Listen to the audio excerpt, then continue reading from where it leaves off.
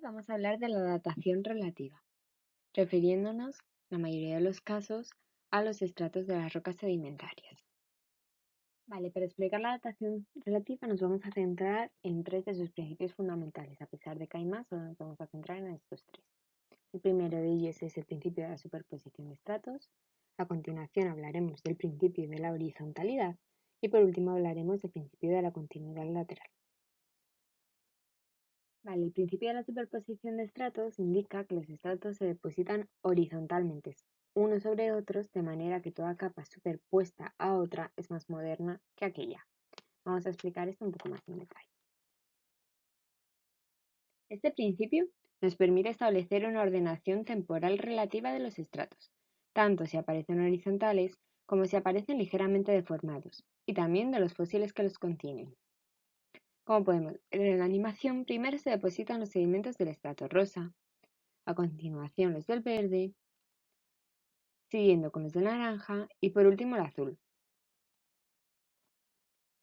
De forma que el primero que se depositó fue el rosa, correspondiendo por tanto al estrato más antiguo. Y el último que se depositó fue el azul, correspondiendo por tanto al estrato más moderno. En el siguiente ejercicio tienes que ordenar los siguientes estratos cronológicamente de forma relativa, colocándolos de más antiguo a más moderno. Aquí tenemos la imagen y los diferentes estratos. Efectivamente, el estrato F es el más antiguo, ya que fue el primero que se depositó. A continuación se depositaron los sedimentos del estrato E, después los del D, después los del C, después los del B y por último los del A, conformando entonces el A el estrato más moderno. El siguiente principio que vamos a estudiar es el principio de la horizontalidad. Este principio dice que los sedimentos se depositan en las capas fundamentalmente de forma horizontal, prácticamente paralelos al fondo de la cuenca de sedimentación. Como vemos en la siguiente animación, aquí tenemos una cuenca de sedimentación. Los sedimentos llegarán por donde indica la flecha y primero se depositan los del estrato rosa, a continuación los del estrato verde, a continuación los del estrato naranja y por último los del estrato azul. Vemos como la disposición de los diferentes estratos es prácticamente horizontal y paralela a la cuenca de la sedimentación. El último principio que vamos a estudiar es el principio de la continuidad lateral. ¿Qué dice este principio? Pues indica que una capa de sedimentos se extiende lateralmente en todas sus direcciones, de forma que cada estrato tiene la misma edad en toda su extensión.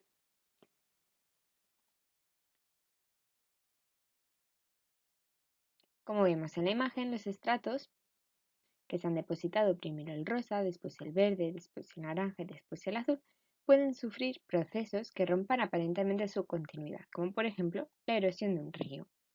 Pero vemos como a ambos lados se mantiene la disposición de los estratos y por tanto su orden cronológico relativo. En esta imagen se muestra un caso real, en el que podemos ver cómo el estrato más oscuro de la parte izquierda del río se corresponde con el estrato oscuro de la derecha, al igual con el estrato blanquecino. Por tanto, los estratos a ambos lados del río tendrán el mismo orden cronológico relativo. Una vez finalizada la explicación de los principios de la datación relativa, vamos a estudiar posibles deformaciones que pueden sufrir las estructuras geológicas debido a la acción de las fuerzas tectónicas. Unos ejemplos de estas deformaciones son los pliegues y las fallas. ¿Qué es un pliegue? Bueno, pues los pliegues son estructuras con forma ondulada, resultado de la flexión de estructuras planares, normalmente capas de roca. Los pliegues se producen cuando las propiedades físicas del material que lo van a formar lo permiten, cuando son lo suficientemente dúctiles para dar lugar a él. Como vemos en la imagen, pasamos de tener una estructura planar a tener una estructura ondulada. ¿Qué tipos de pliegues nos podemos encontrar? Pues principalmente se clasifican en dos grupos, en los pliegues anticlinales y los pliegues sinclinales. Los pliegues anticlinales, en ellos las capas se inclinan hacia los lados y dan lugar a una estructura convexa. Quedan las capas más antiguas en el centro y las capas más modernas a los lados, envolviendo este núcleo. Como regla memotécnica podemos relacionar el prefijo anti como cara triste, que se asemeja a una forma convexa. En los pliegues inclinales, las capas se inclinan hacia el centro y dan lugar a una estructura cóncava. Quedan las capas más antiguas a los lados y las más modernas en el centro. Como regla mnemotécnica, en contraposición en el caso anterior, en este caso, tendremos una cara feliz, ya que se asemeja a una forma cóncava. Vale, vamos a ir con ejemplos reales. ¿Qué tipo de pliegue se muestra en la imagen? Efectivamente, se trata de un pliegue sinclinal, ya que es una estructura cóncava que se asemeja a una cara feliz. Vamos con otra imagen. ¿Qué tipo de pliegue se muestra esta vez? Efectivamente, se trata de un pliegue anticlinal, ya que se trata de una estructura convexa en la que las capas se inclinan hacia los lados y se muestra como una cara triste. Si relacionamos los conceptos, podemos observar que en el caso de los estratos sedimentarios, en los cuales primero se depositaba el rosa, luego el verde, luego el naranja y luego el azul, siendo el rosa el estrato más antiguo ya que fue el primero que se depositó y el azul el más moderno ya que fue el último que se depositó, debido a las fuerzas tectónicas se pueden estar sometidos a unas fuerzas de compresión. Siempre que las propiedades de los materiales de estos estratos lo permitan, se puede generar un pliegue. Si este pliegue es anticlinal, se verá cómo los estratos los estratos se inclinan hacia los lados, quedando los más antiguos en el núcleo o en el centro y los más modernos envolviendo a estos más antiguos. En cambio, si se genera un pliegue sinclinal, se muestra cómo los estratos más antiguos estarán envolviendo a los estratos más modernos que quedarán localizados en el centro o en el núcleo. Otro tipo de deformación que podemos estudiar son las fallas. ¿Qué es una falla? Pues una falla es una fractura resultante de la deformación frágil de un material. Para que sea una falla es necesario que se produzca un movimiento relativo entre los dos bloques. En el caso de que se produzca una fractura pero no se produzca un movimiento, se denomina diaclase. Existen tres tipos de fallas: las fallas normales, las fallas inversas y las fallas de desgarre. La falla normal, tanto la normal como la inversa tenemos que localizar el bloque que se encuentra superior al plano de falla y el bloque que se encuentra inferior. En este caso, el bloque que se encuentra superior al plano de falla es el de la derecha y se va a desplazar hacia abajo. En cambio, en la falla inversa, el bloque que se encuentra por encima del plano de falla, en este caso va a ser el izquierdo, se desplaza hacia arriba. Para entenderlo mejor, vamos a poner el ejemplo de un tobogán. En un tobogán, lo normal, como la falla normal, es que el niño se desplace hacia abajo, siguiendo la pendiente del tobogán, igual que siguiendo el plano de falla.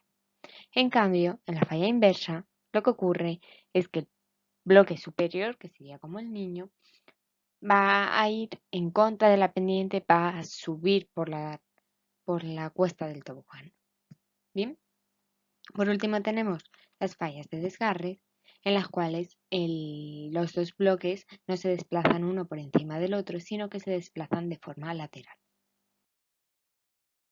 Vamos a ir con unos cuantos ejemplos prácticos. ¿Qué tipo de fallas se muestra en esta imagen?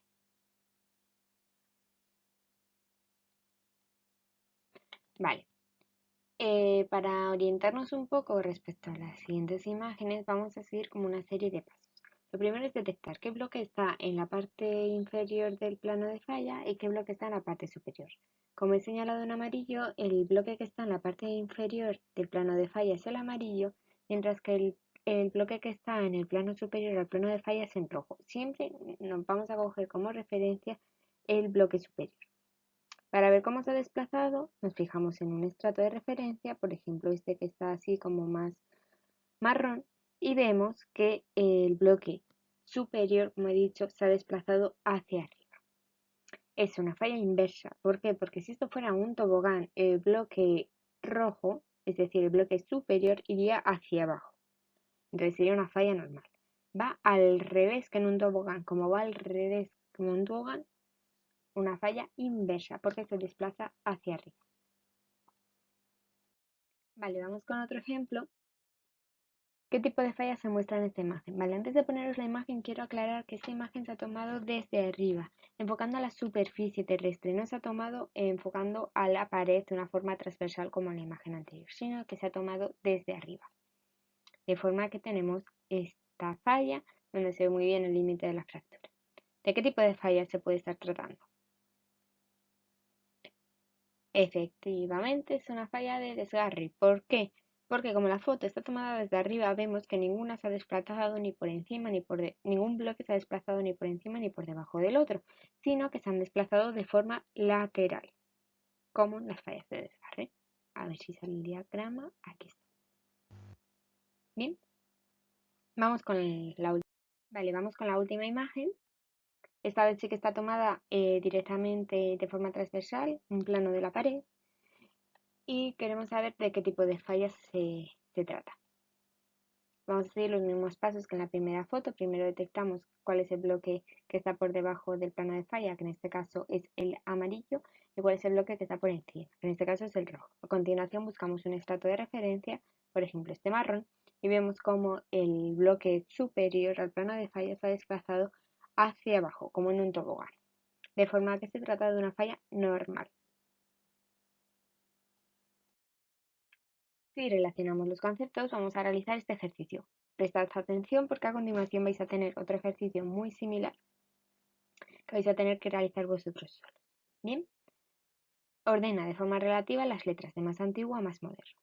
Bien, pues vamos a ir estrato por estrato. Primero se depositarán los sedimentos del estrato D, rosa, a continuación del estrato C, que es verde, y a continuación el estrato B, que es naranja.